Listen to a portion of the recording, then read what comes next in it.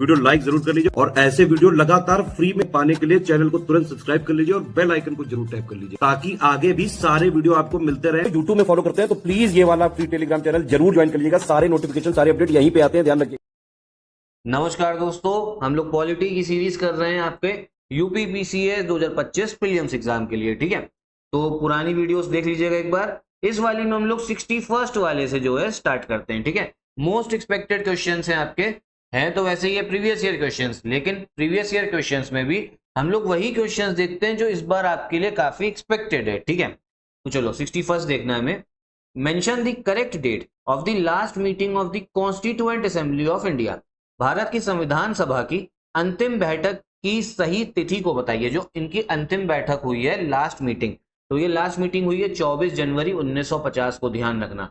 और इसके बाद 26 जनवरी को संविधान जो है हमारा लागू भी हो गया था। ठीक, फिर आगे देखो, भारत के संविधान के निर्माण में संविधान सभा को कितना समय लगा। ठीक है, कितना टाइम लगा था, तो ये लगा था टोटल 2 वर्ष 11 महीने 18 दिन। ठीक है, तो 62 का ए वाला है ये। अच्छा, ये टाइम ध्यान रखिएगा, इंपॉर्टेंट है।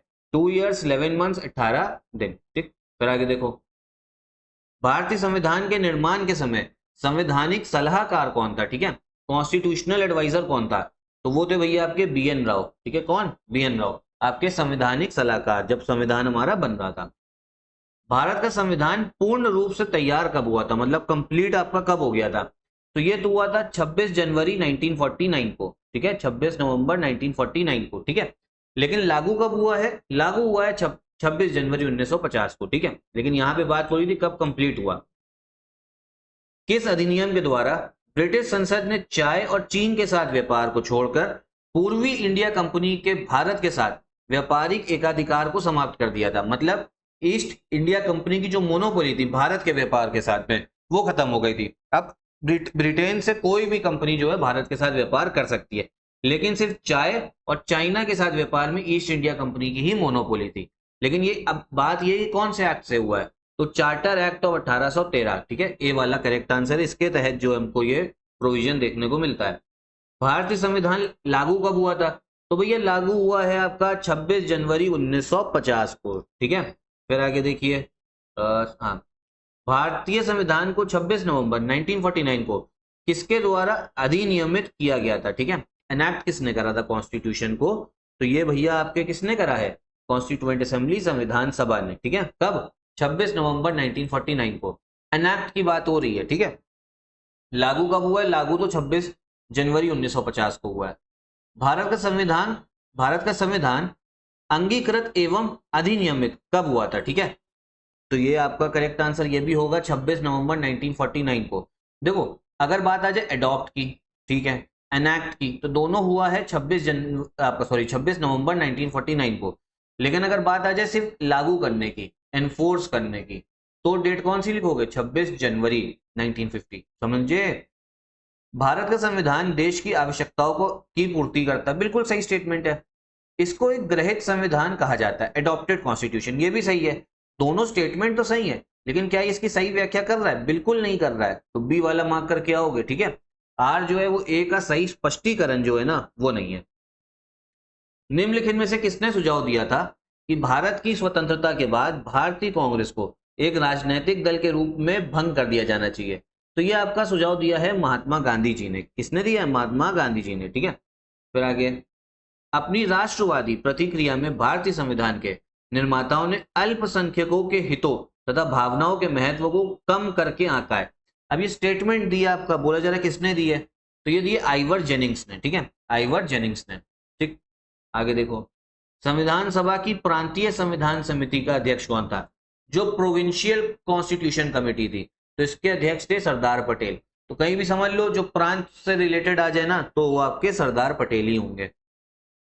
ड्राफ्टिंग कमेटी जो आपकी प्रारूप समिति है, इसके अध्यक्ष कौन है, तो ये तो सभी को पता है, डॉक्टर बी.आर. अम्बेडकर। सी वाला जो है इसका करेक्ट आंसर है। ठीक है, अब इसमें बोले जरा प्रारूप समिति के इनमें से सदस्य जो है, मेंबर्स कौन कौन थे, तो एन गोपाला स्वामी पहला बिल्कुल सही है। क्या जवाहरलाल नेहरू थे, नहीं है।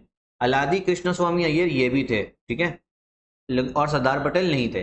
तो करेक्ट आंसर है पहला और तीसरा। तो कौन सा मार्क करोगे, सी वाला करोगे। पहला तीसरा किसमें, आपका सी वाले में तो है। संविधान आपका जो ड्राफ्टिंग कमेटी, इसमें क्या बोला जा रहा है, was not member of the drafting committee, ठीक है। जो आपकी प्रारूप समिति है, इनमें से उसका कौन सदस्य नहीं था, ठीक है। तो भाई देखो, कौन जो सदस्य नहीं है, जवाहरलाल नेहरू जो है ना, वो सदस्य नहीं थे, डी वाला। बाकी सब थे, मोहम्मद सादुल्ला भी थे, ठीक है, के मुंशी भी थे, AK अय्यर भी थे। तो यहां से एक चीज समझ में आ रही होगी आप सबको कि जो ड्राफ्टिंग कमेटी है ना, इसके जितने भी आपके मेंबर्स हैं, उनके नाम जो है वो आपको याद होने चाहिए, ठीक। संविधान सभा ने डॉक्टर BR अम्बेडकर की अध्यक्षता में प्रारूप समिति का गठन जो है वो कब किया था। अब यहाँ पे ये बोल दिया गया है कि जो आपका ड्राफ्टिंग कमेटी थी, ये बनी कब है। तो भाई देखो, ये बनी है 29 अगस्त 1947 को। डेट ध्यान रखना, कब, 29 अगस्त 1947, ठीक। आगे देखिए, फिर आपका जो झंडा समिति थी संविधान सभा की, ठीक है, नेशनल फ्लैग कमेटी, इसके चेयरमैन कौन थे। तो ये थे आपके डॉक्टर राजेंद्र प्रसाद। कौन थे चेयरमैन झंडा समिति के, डॉक्टर राजेंद्र प्रसाद, ठीक। भारत के संविधान में उद्देशिका का विचार किस देश के संविधान से लिया गया है। तो भैया ये विचार तो हमने USA से ले रखा है। ये क्वेश्चन आता है, प्रियम्बल जो भैया आपका है, प्रियम्बल हमने कौन से, मतलब इसकी इंस्पिरेशन कहां से ली है, तो ये यूनाइटेड स्टेट्स ऑफ अमेरिका से। भारतीय राजनीतिक व्यवस्था में कौन सर्वोच्च है, कौन सुप्रीम है भैया इंडियन पॉलिटिकल सिस्टम में, तो ये है आपका संविधान, कॉन्स्टिट्यूशन, बी वाला जो है ये करेक्ट होगा। अब जो जुडिशियल रिव्यू है, ठीक है, न्यायिक समीक्षा जिसे बोलते हैं, न्यायिक पुनरीक्षण भी बोल सकते हो, जुडिशियल रिव्यू, ये कहां से लिया है। तो भैया देखो, ये भी हमने लिया हुआ है आपके USA से। तो 80 का भी हो गया बी वाला, ठीक है। तो फिलहाल इतने ही क्वेश्चन हम लोग रखते हैं। सीरीज से जुड़े रहिएगा, आपके एग्जाम तक काफी हद तक आपका जो सिलेबस है, और जो पॉलिटी साइंस तो भी चली रही है, खत्म होने के बाद में फिर हम आगे जो सिलेबस है, आगे जो टॉपिक्स है उनको देखेंगे, ठीक है। साथ में UPPCS 2025 की टेस्ट सीरीज जो है वो भी अभी स्टार्ट हो गई है, स्टडी फॉर सिविल सर्विसेज की। तो आप ज्वाइन कर सकते हो इन नंबर्स पे कॉल करके। और इस समय में 15 अगस्त तक 50% का डिस्काउंट भी चल रहा है, ठीक है। आपको जाना है ऐप पे, study for civil services app पे जाओ, वहां पे टेस्ट सीरीज मिलेगी, कूपन कोड लगा देना ज्ञान सर, तो 50% का डिस्काउंट जो है ना वो आपको मिल जाएगा, ठीक है। तो यहीं पे वीडियो भी हम लोग खत्म करते हैं। नमस्कार।